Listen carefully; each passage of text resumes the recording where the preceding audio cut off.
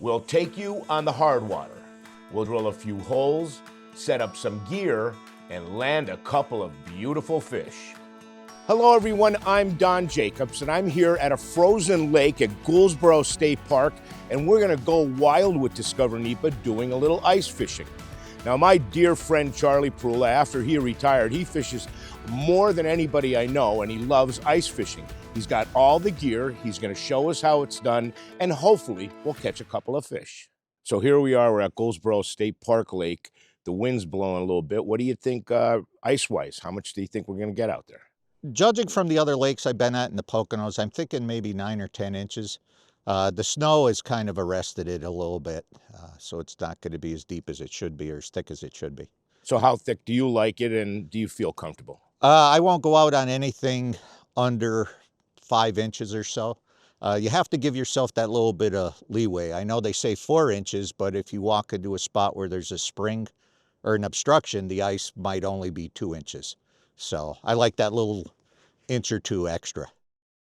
We'll take the cover off the auger. Now you this is an electric auger, right? Correct.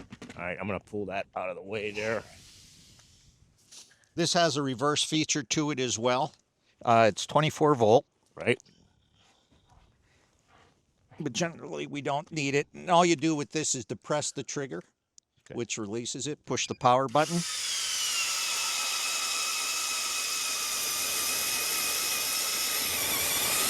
Wow, it's quite a bit of ice. Yeah, we got quite a bit of ice there. Clear away some of the snow. Now, this is for a tip-up, and the tip-up is nothing more than a device to hold the line, and when a fish bites, the flag goes. Correct. All right. Charlie cleaned out the ice from the hole, grabbed his tip-up, checked the depth of the lake, and put on a shiner. You could actually use anything.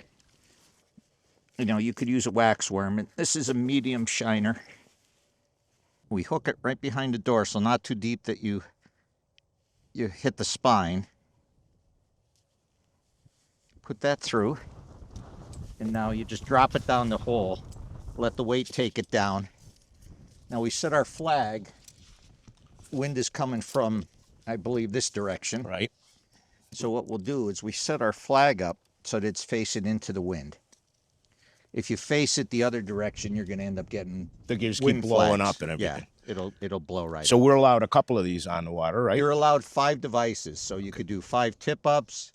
You could do 5 or 4 tip-ups and 1 jigging rod, any combination, but it's a maximum of 5. We're going to put a couple more tip-ups Yeah, in? we're going to put a couple more tip-ups, and then we're going to drill some holes to jig in. Okay. Once we had 3 tip-ups in, it was time to set up a couple of jigging rods.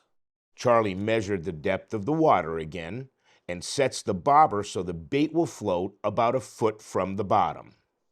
And what I like using are wax worms. I think they're the larva of the bee moth, I think, if I'm not mistaken. So we'll just take 2 of these out, 1 wax worm on each of the jigs. And then we simply just drop it down the hole.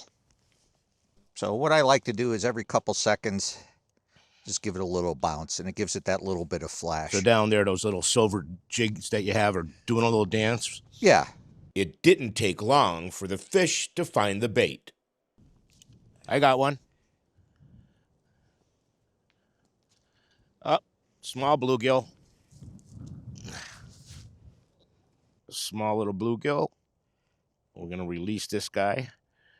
By the way, these are some of the best eating fish through the ice when they're bigger. But look at how pretty that fish is. Look at the colors in that fish. This winter has the ice fishing people quite happy. The lake at Gouldsboro State Park is 250 acres in size and is a popular fishing destination. But on this day, we almost had the lake to ourselves. Flag! Flag! Let's see if this is a fish or did the wind blow it?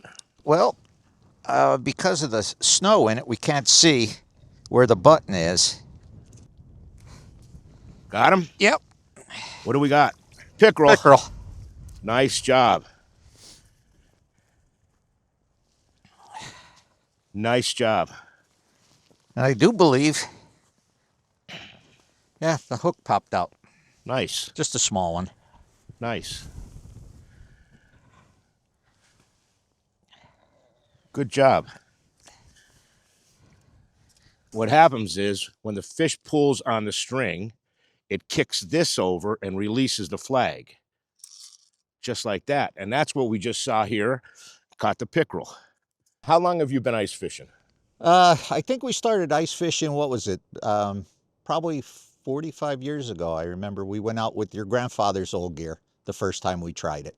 It's come a long way. I remember hand augers and all the old stuff. Yeah, everything is technology nowadays. The old augers used to weigh 40 pounds when you carried them out, the old gas augers. Now you have the electronic ones that they weigh 14, 15 pounds. Fish finders, cameras, all kinds of new technology. Have you fished this lake before? And if not, how do you decide where to put your holes? I fished it many years ago. Basically, the best thing you could do is get an underwater map of it. You fish the structures, you fish the points, and you fish the holes. And eventually, after a while, you'll figure out a lake and where you need to be on it. And guys know this lake, so if you find a bunch of holes or a bunch of people fishing, join them. Right, right. Here we go. Oh, this is a real big one, too. It is. Look at the size of that perch. Look at the size of that perch.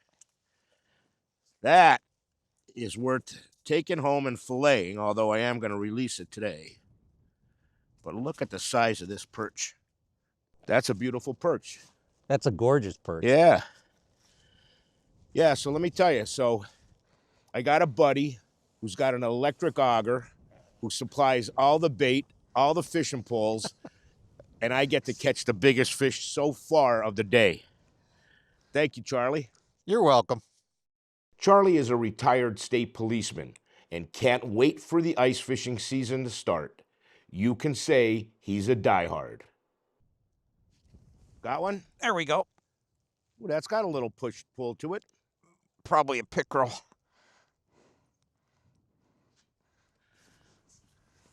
Oh no, another nice perch. Did he hit the bottom jig or the top jig? Bottom. Mine hit the bottom too. Yeah. So they're down hanging right close to the bottom. Nice job. That's a female. Yep. Again, you're out to fill some, to have a fish fry. You got some good fish here at Gouldsboro. And we ended the day with one last flag. Oh, the flag went up again. I'll check it.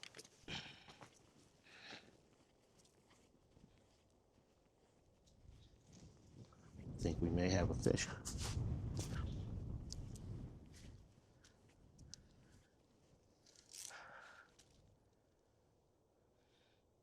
Get him? Yeah, we got him.